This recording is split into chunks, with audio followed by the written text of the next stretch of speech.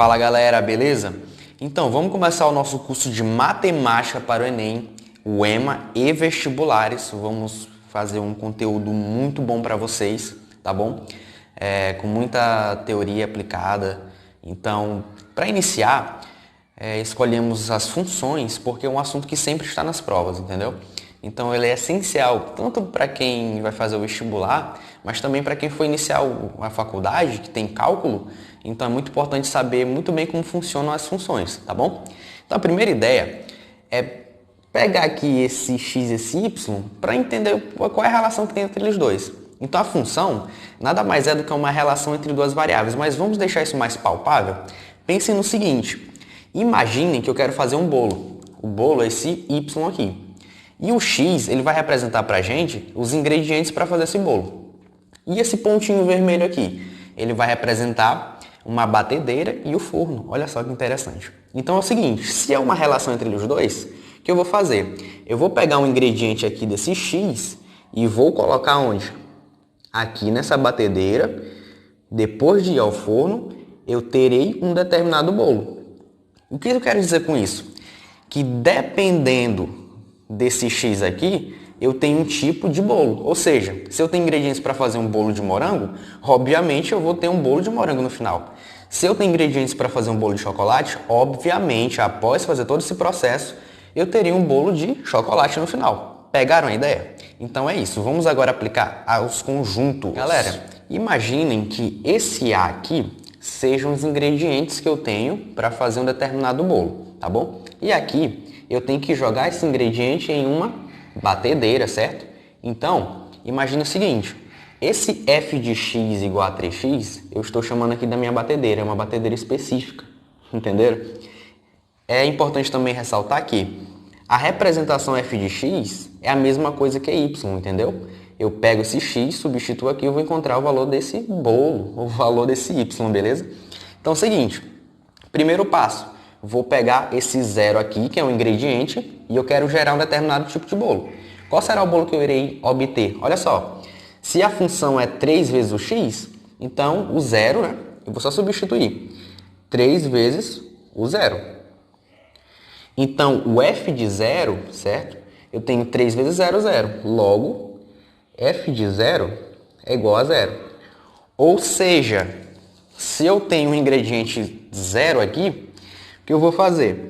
Eu vou ligar aqui e encontrar o ingrediente zero também, o bolo zero, beleza? Seguinte agora, vou usar outra representação. Y. Qual bolo eu vou alcançar, qual y que eu vou alcançar quando eu tenho aqui o ingrediente valendo 2. Então, 3, que é da formulinha, vezes o 2, eu irei obter quem? O y vale quanto? Vale 6, beleza? Então, faça a ligação. Eu tenho 2 aqui e o bolo que eu irei obter será o de número 6. E assim sucessivamente. Se eu substituir o 3, eu irei encontrar o 9, tá bom? E se eu substituir o 4, eu irei obter o 12. Show? Seguinte, é importante também, outros conceitos importantes são o de domínio e imagem. Por exemplo, o x aqui, que é o conjunto de partida, que são todos esses valores aqui, eu vou chamar de domínio, tá bom? Domínio. Beleza? Vou chamar de Dzinho aqui. Pô, vocês anotem aí. Domínio. E os valores que eu irei obter, que eu obtive, melhor dizendo, que é o 0, 6, 9 e 12, eu vou chamar de imagem. Tudo bem? É a imagem. Então, os valores de x são o domínio e os valores de y são a imagem, beleza? Galera, uma ferramenta importante que nós podemos utilizar nas funções é o chamado de plano cartesiano. Isso eu acho que todo mundo já viu. Então, eu irei apenas fazer uma recapitulação e ligar alguns pontos. Lembrando que eu tenho uma coordenada, eu tenho 2 pontos aqui, sempre na ordem. Sempre na frente vem o x e depois vem o y, beleza? Então, o plano cartesiano é composto por dois eixos, né? O x e o y, que justamente são aqueles que a gente viu lá em cima, tá bom? Sendo aqui os ingredientes aqui, os bolos, né? Melhor dizendo. como a gente viu. E agora a gente vai só ligar, tá bom? Olha só, eu tenho o ponto A. Onde é que está o ponto A? Eu tenho o x valendo 3. O 3, vamos supor que ele está bem aqui, ó, mais ou menos. Ele está mais ou menos aqui, no eixo x. E o y valendo 2, ele está por aqui assim. Então, quando eu faço a ligação desses pontos, ó, eu posso fazer o tracinho, mas eu não vou colocar não, vai demorar muito. Então, aqui é o ponto A, beleza? Então, só vou ligar aqui bonitinho, encontro o valor do ponto A. Show? Certo. Ponto B. Agora eu tenho um x valendo menos 4, ou seja, ele é negativo. Então, ele está na parte negativa, certo? Então, o menos 4 ele está por aqui assim. E o y valendo 3. Ele está um pouquinho aqui acima, né? Então, quando eu faço a ligação, aqui, o ponto está mais ou menos aqui, tá bom? O ponto B, certo? O ponto C. O x vale 2, então o 2 está por aqui assim. E o y vale menos 3, ou seja, na parte negativa. Então, está mais ou menos aqui. Aqui, pronto. Ponto C, certo? Legal. Vamos para o outro lado. Eu tenho ponto D valendo 0 e 0. Se é tudo 0, está onde? Está na origem, né? Está na origem aqui, tudo valendo 0. Certo? Aqui, ponto D. Próximo, ponto E. Ponto E eu tenho o x valendo 3, já tenho aqui. E o y também valendo 3. Está aqui, ó. Então, ele está um pouquinho aqui acima do ponto A. Beleza? Só conectar bonitinho. Então, eu tenho o ponto E. E o ponto F, eu tenho x valendo 4, que está mais ou menos aqui. E o y também valendo 4, que está um pouquinho mais lá acima. Aqui, pronto. Fizemos a ligação de todos os pontos. Beleza? Galera, uma ferramenta também muito importante na análise de gráficos de funções são os interceptos. Os interceptos nada mais são do que os pontos onde a reta, nesse caso aqui, o gráfico, vai tocar os eixos, né? Irão tocar os eixos aqui. No caso, eu tenho aqui o eixo Y, tá? Onde essa reta tocou o eixo Y e aonde essa reta tocou o eixo X. Olha só, eu tenho dois exemplos, o ponto A e o ponto B. Eu tenho o X valendo 5, certo? Então, eu tenho exatamente o 5 aqui. E o Y vale quanto? Vale 0. Ele está onde? Ele está na origem, beleza? E aqui, ao contrário, eu tenho o X valendo 0, ou seja, está na origem, e o B valendo 6. Olha só que interessante. Percebeu aí? Ou seja, quando é que eu tenho um x-intercepto? É quando eu tenho um valor para o valor de x e o y necessariamente tem que valer 0. E quando eu tenho o y-intercepto, é justamente o contrário. Eu tenho aqui o x valendo 0 e o y tem algum valor para ele. Pode ser negativo, pode ser positivo, só não pode ser 0, obviamente. Então, é muito importante saber o que é um intercepto, beleza? Agora, diferenciar uma função crescente e decrescente é bem tranquilo e também é muito importante na análise de gráficos, tá bom? Olha só, imaginem que eu tenho esse primeiro gráfico aqui e eu vou esboçar aqui um primeiro ponto. Eu tenho aqui o x1, tá bom?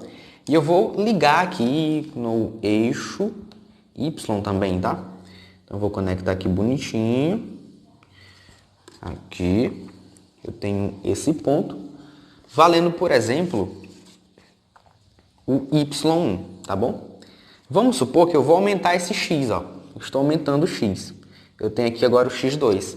O que vai acontecer? Qual vai ser o reflexo no eixo y? Essa é a pergunta importante para diferenciar o que é uma função crescente e decrescente no gráfico, tá bom? Ó, o que foi que aconteceu com o y? Eu tenho agora o y2. Deixa eu ajeitar aqui. Eu tenho agora o y2. Ó, à medida que eu aumento o x, o que acontece com o y? Ele diminui. Não é isso? Então, caracteriza uma função decrescente. Beleza? Então, nesse primeiro caso aqui, eu tenho uma função decrescente. Show? Ó, aumentei o x, diminuiu o y, beleza? Agora, e uma função crescente? A função decrescente vai ser um pouquinho diferente. Vamos supor aqui, eu vou colocar um ponto x1 aqui e eu tenho um x2 aqui, por exemplo. Estou aumentando, tá? Então, ligando aqui os pontinhos, liguei.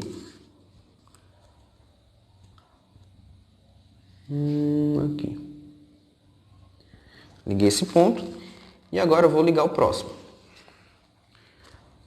quando eu tenho x2 aqui, ó, fiz um aumento. Beleza? Opa. Gente, é porque eu tenho uma coordenação motora péssima, então tem que usar essa reguinha. Enfim, eu aumentei aqui o x, ó, x1 para x2. Aí então aqui eu tenho y1 e y2. Ou seja, aumentou o x1, aqui também aumentou o y. Diferentemente de uma função decrescente. Logo, obviamente, essa função aqui é uma função crescente. Show? Tranquilaço. Para finalizar os nossos conceitos iniciais, temos os pontos de máximo e de mínimo. Olha só. Observe, é bem tranquilo. Eu tenho aqui uns morrinhos e, obviamente, os pontos mais altos são os de máximo e eu tenho os mais baixos chamando de pontos de mínimo, beleza? Só que, observem que eu tenho pontos de pico, né? Beleza? Só que, observem que este aqui é um pouco maior do que esse. E estes aqui, ó, no caso, este ponto bem aqui, ele é bem menor do que esse, tá bom? Então, vamos colocar aqui uns nominhos. Aqui eu vou chamar de A, vou chamar aqui de B, C, D e E. Certo, eu já sei que esses três aqui são pontos de máximo. Só que esses aqui são relativamente iguais, certo? E esse aqui é um pouquinho maior. Então, esse aqui, o ponto E, eu vou chamar de máximo absoluto e esses aqui de máximos relativos. Absoluto porque ele é o maior, beleza? Então, máximo relativo, quem são? Os pontos A e o ponto C, beleza? E o máximo absoluto será o ponto E, beleza? A mesma ideia serve para os mínimos também. Eu tenho aqui o ponto B e C. Quem é o menor? É o D. Logo, ele é o mínimo absoluto. Show? E o mínimo relativo, eu tenho o ponto B. E o absoluto, D. Galera, espero que vocês tenham gostado da primeira aula. E na próxima aula vamos falar sobre função afim. Um conteúdo completo sobre função afim. Vamos aplicar, fazer bastante questões. Falou e até a próxima.